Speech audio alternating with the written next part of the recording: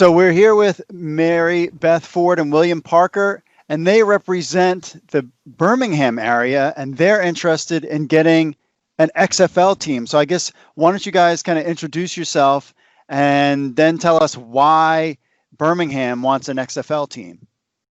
Well, I'm Mary Beth Ford again, and I work alongside President Parker on sports tourism activities for the city of Birmingham, and we definitely got our eyes on the XFL, so happy to be here with you today.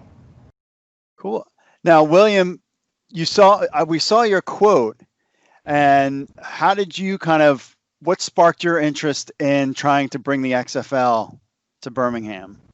We've been trolling around watching activities with the XFL and the proceedings, even when they played last year, and also with the bankruptcy and then the elevation out of bankruptcy.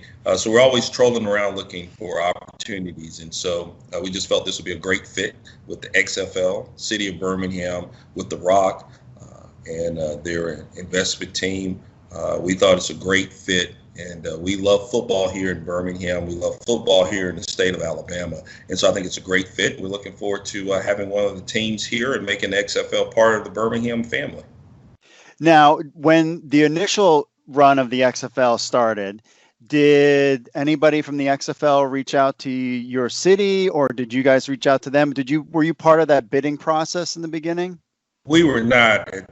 During that time, we were part of the Alliance of American Football family, and so knowing that they were interested, looking for other cities. We were involved with another marriage. We've since divorced that marriage, and now we're looking to get remarried, and we want to get remarried with the XFL. And I think the most important thing is that it indicates that Birmingham loves football. And so we're football country here in the state of Alabama, especially with the 45 minutes away, you have the University of Alabama. You also have the University of Auburn.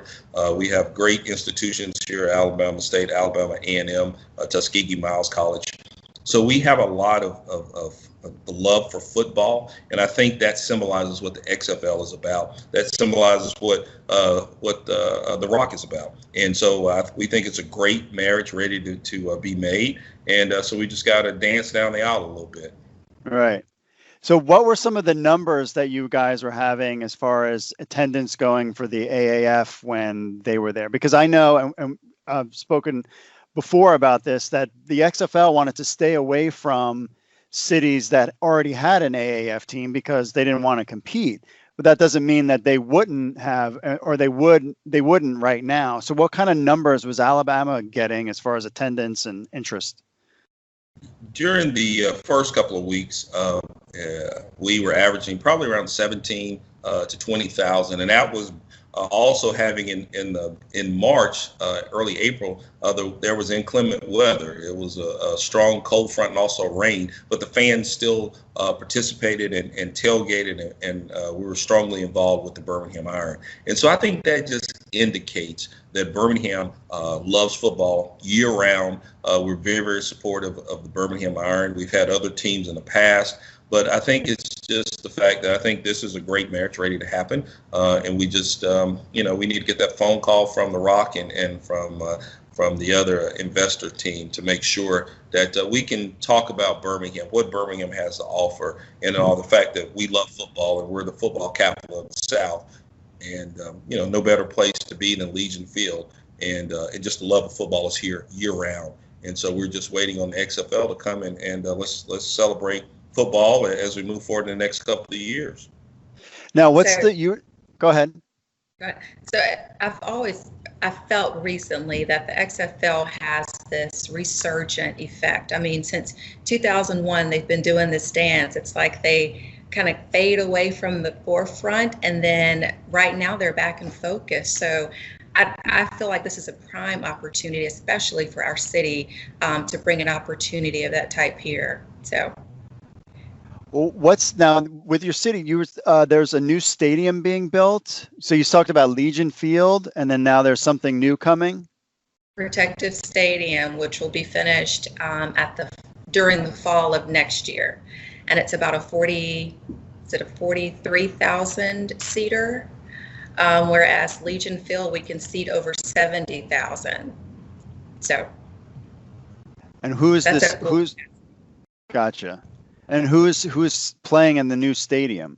What's the plan there? That's going to be the home of UAB football will be the primary tenant there. So what we have a unique opportunity where we're a city with multiple stadiums, and so we want to use those as city assets to be able to compete and have multiple events going on simultaneously throughout the entire year, whether it's fall or spring. So I think we have a lot of things to offer as it relates to sports and it relates to football. And we're waiting and to kind of roll out how do we multitask with having two major stadiums here, and knowing that part of the new normal now is probably going to be 50% capacity, so that still will be able to have a great crowd at Legion Field, and also we can have that conversation about the new stadium as well. But I think the main thing now is Birmingham needs to have a seat at the table, and I think we'll be able to sell the city of Birmingham, sell the state of Alabama, and I think let them know that we love football and we're great supporters, great fans of the XFL, and looking forward to an opportunity. But we need the opportunity to be able to sell Birmingham. And so that's the next step. And so I'm sure The Rock and others, Ms. Garcia and the other investor group are listening, or hopefully I'm sure they're tuning in. I think you have a great thing here at XFL News Hub, and I want to thank you as well. But we just want the opportunity to be able to talk about Birmingham, how Birmingham can complement what the XFL and their vision of looking at how do you make it 3.0, I think is the best way to put it, where it's very interactive, whether it's having a year-round, reality opportunities. And so we just need that opportunity to talk about Birmingham, how Birmingham fits into their model, whether it's going to be, which cities, but I think we can make the case, at least in the Southeast, that if you want high ratings, I think if you look at it consistently, Birmingham and the state of Alabama loves football. The ratings are high on TV, plus the crowd excitement, the fan engagement. So this is just XFL, would be part of our family here in the state of Alabama. And we're just excited and looking forward. But we need that opportunity to have the conversations about why Birmingham. And I think the fact that the AAF and other teams have selected Birmingham, we need that opportunity and that next step to be able to have a real in-depth conversation on why Birmingham. We're not hating on other cities, but we want to talk about the positives. And we want Birmingham to be a part of the 8 teams as they look to restructure, but also on expansion. The fact that we're a part of the AAF indicates that Birmingham has a love for football. And I think with ratings, fan engagement, and the support that we provide, I think those are ingredients for great marriage with the XFL. So we need that phone call, we need the meeting, and we need it sooner rather than later so that we can start talking about and being a part of the XFL family moving forward. Right. Now, one last thing. Now, everybody's talking about seasons in a bubble. How would Birmingham handle if they needed to do an XFL season in Birmingham with all 8 teams? And well, yeah, let me give you breaking news. That's another pitch we wanted to do is that, listen, we have the best medical personnel here at the UAB, which is known for its medical expertise here and within the country. And so I think we have great medical personnel that's recognized around the world. UAB, University of Alabama in Birmingham, great medical team, great medical staff, medical hospitals. So I think that is a great indicator as far as on the cutting edge of dealing with COVID-19, working hand in hand with governmental agencies. So I think that gives us an indicator of how we will make sure that we could be on the cutting edge of as it relates to the bubble. We want to invite and even have that conversation of making sure that if there is a bubble in 2021, bring it to Birmingham. I know other cities, they've been in conversations with, but we need the opportunity. And I promise you, I think everybody will agree that we'll have Birmingham to be a part of the XFL family. Great. Well, there you have it. All right. Well, thank Mary Beth Ford and William Parker. their pitch for Birmingham, Alabama as part of the XFL.